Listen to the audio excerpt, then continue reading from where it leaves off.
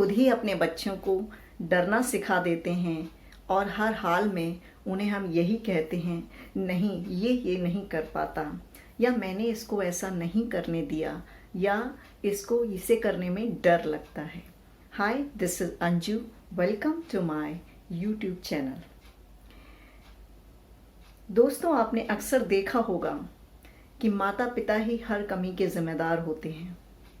पूछिए कैसे?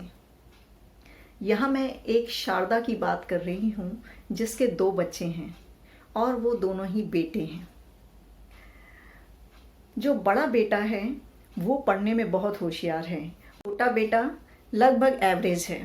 मगर मैं यहाँ पढ़ाई की बात नहीं कर रही हूँ।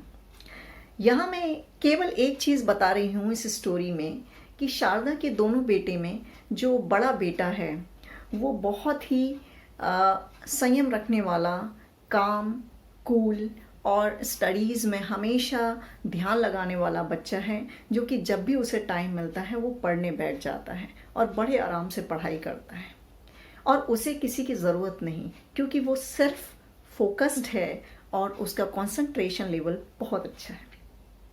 दूसरी तरफ जो छोटा बेटा है उसकी बात करते हैं।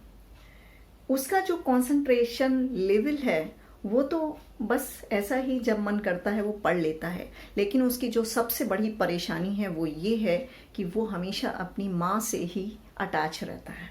वो कभी अपनी माँ को नहीं छोड़ता। खाना खाने बैठेगा तो उसे माँ चाहिए साथ में, और जब वो पढ़ने बैठेगा तो भी उसे माँ अपने साथ बैठी हुई चाहिए। सोने जाएगा तो ऑफ कोर्स जब तक उसकी माँ उसे नहीं सुलाएगी वो नहीं सोता। ये तो अभी बचपन की बात थी।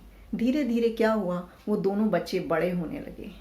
जैसे ही वो बच्चे बड़े हुए, अब एक बच्चा इतना पैम्पर्ड है जो कि बिना माँ के कहीं जाता नहीं, बिना माँ के सोता नहीं, बिना माँ के खाता नहीं। तो वो बच्चा कंप्लीटली अपनी माँ पर डिपेंडेंट हो गया और बड़ा बेटा धीरे धीरे अब सारे काम अपने आप करता, पढ़ाई में मन लगाता, पढ़ाई में भी नंबर 1 आता। इस तरीके से दोनों बड़े होने लगे। अभी मिड एज में पहुँचे ही थे कि माँ की तबीयत अचानक खराब हो गई। पर छोटा बेटा वो तो बिना माँ के रह भी नहीं सकता था। उसको बहुत घबराहट हुई कि अरे माँ की तबीयत खराब है, अब क्या होगा। वो घबरा गया। उसने माँ से कहा, क्या आप हमेशा मेरे साथ रहोगी?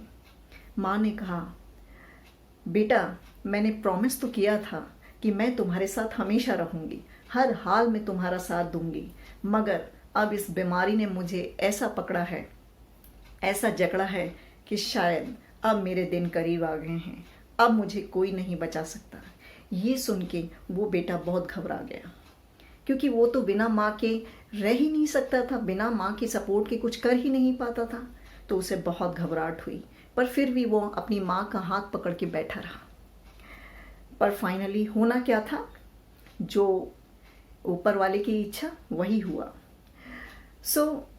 अचानक से एक दिन उसकी माँ गुजर गई और उसके गुजरने के बाद वो सहम गया। उसे तो कुछ भी नहीं आता था, इवन वो ढंग से खाना भी नहीं खा पाता था। अब तो बड़ी परेशानी हुई, घर में कोई और था नहीं, सारा जिम्मा बड़े भाई पर आ गया। बड़ा भाई क्या करता, पढ़ाई करता या छोटे भाई को संभालता। मगर बड़ा भाई बहुत होशियार था।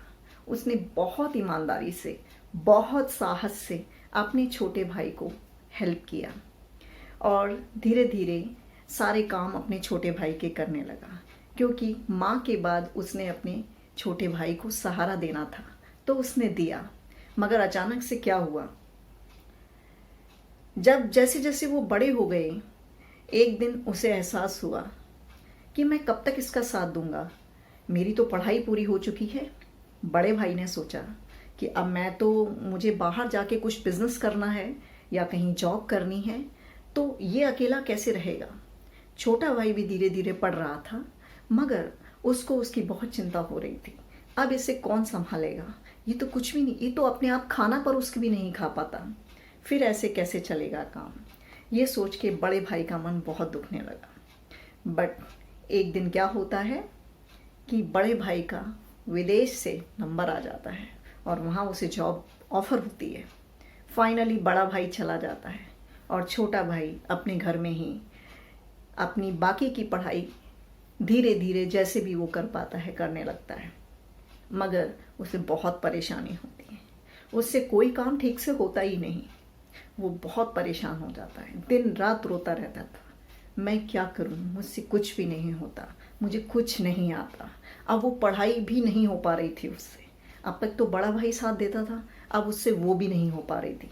जो वो एवरेज मार्क्स लेकर आ रहा था, अब वो भी नहीं हो रहा था उससे। तो वो फाइनली इतना परेशान हो गया और बहुत हताश हो गया। इस तरीके से उसकी लाइफ का कोई टारगेट नहीं था, कोई एम नहीं था, उसे फाइनली करना क्या है बस। लेकिन बड़ा भाई वो एक अच्छी जॉब में बैठा हुआ था और वहाँ पर बहुत अच्छी पोजीशन पे वो काम कर रहा था। लेकिन बड़े भाई ने वो फ़ोन पर तो उसे एडवाइस करता था, लेकिन वो उसका साथ नहीं दे सकता था। क्यों नहीं दे सकता था? यही तो लाइफ है। हम सब पूरी ज़िंदगी किसी का भी साथ नहीं दे सकते, चाहे हम ब्लड रिलेशन में ही क्यों ना हो।